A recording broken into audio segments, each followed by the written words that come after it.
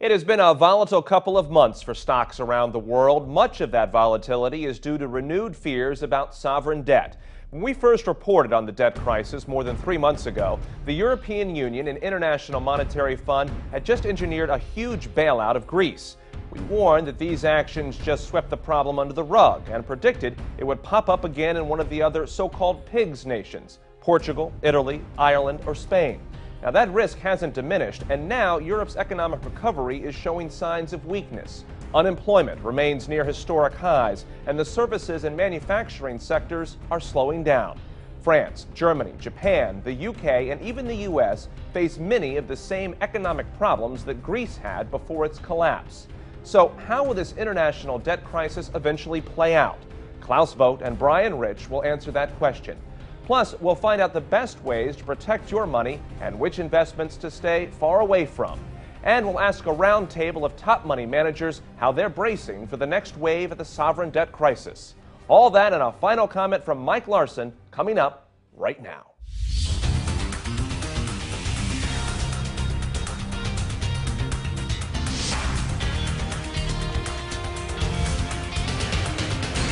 From our studios in Jupiter, Florida, Weiss Money Network presents Money and Markets. And now, Jamie Holmes. Hello, everyone.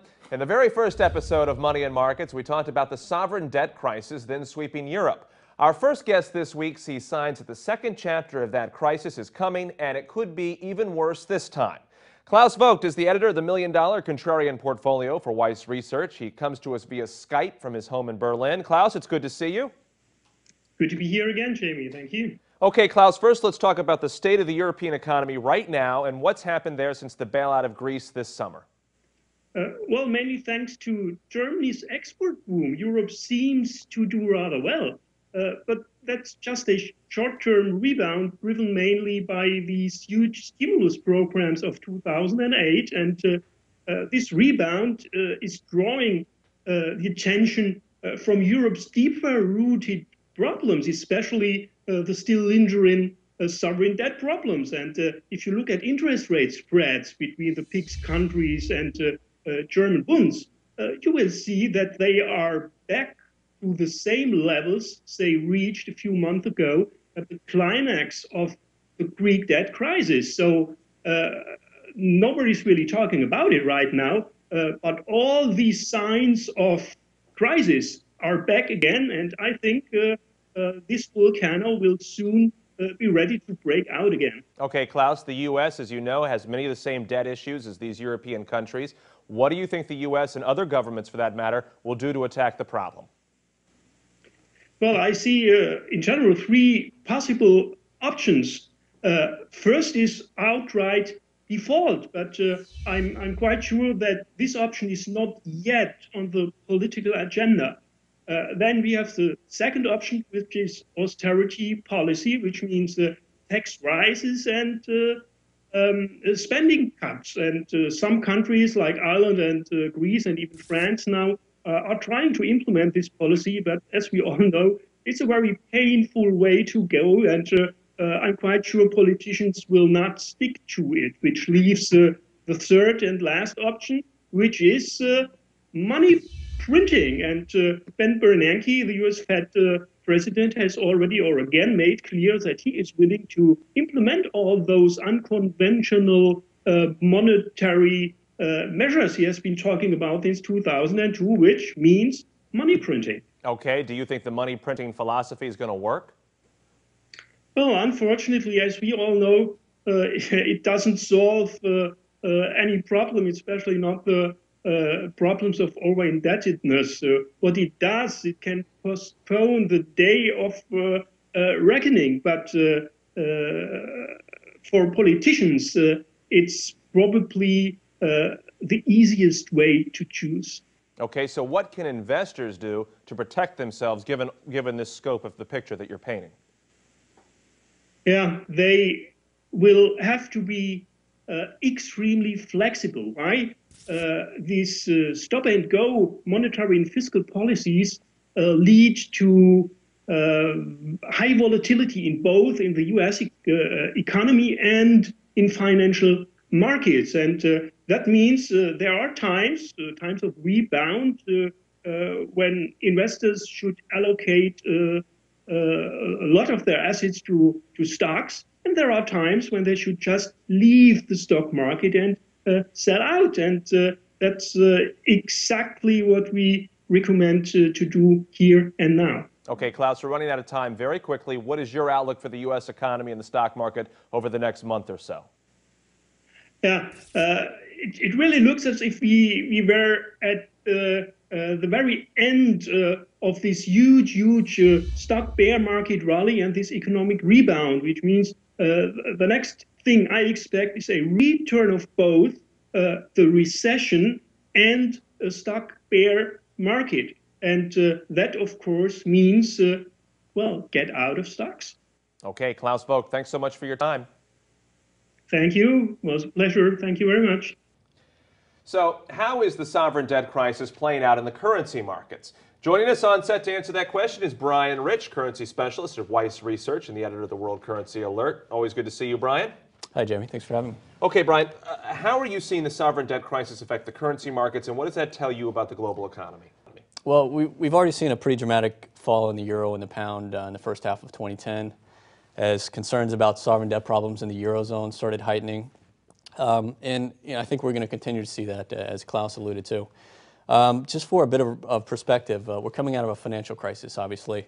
And history shows us that these things tend to lead to sovereign debt crises.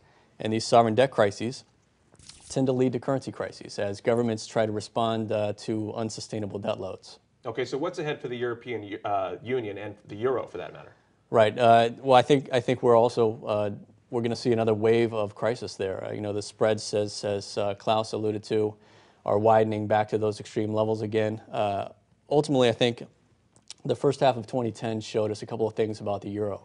One, the fiscal irresponsibility of these weak Eurozone countries, and also how exposed the stronger countries are in Europe to those weak countries, as well as the European banking system.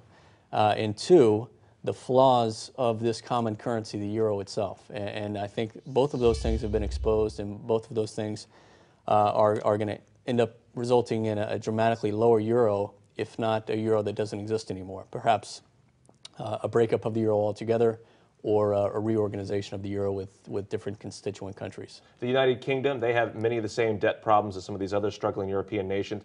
What is next for the British pound? Right. So these sovereign debt crises and currency crises have a tendency to be contagious. And they tend to seek out these vulnerable countries, of which the UK is a very vulnerable one. It's got the highest deficit of any major economy in the world. Their economy is very fragile. And I would expect as pressure turns back up on the European sovereign debt issues, the bond markets in the UK start getting hit as well. And I think you'll see the pound follow the euro lower. Okay, so what is the risk here overall for the U.S. dollar? Well, the dollar is in a unique position.